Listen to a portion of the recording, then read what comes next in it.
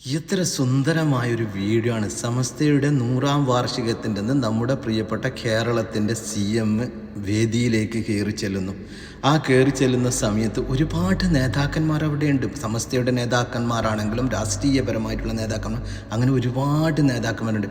പക്ഷേ നമ്മുടെ CM ആ കയറി ചെല്ലുന്ന ഒരു സമയമുണ്ടല്ലോ, പുഞ്ചിരിയുമോടെ ആ മുഖത്തോട് പുഞ്ചിരിയുമായിട്ട് ഓരോരോ നേതാക്കന്മാർക്കും നമ്മുടെ CM ആ കൈ കൊടുക്കുന്ന ഒരു രംഗം ഉണ്ടല്ലോ മക്കളെ, പറയാനും ഒന്നുമില്ല.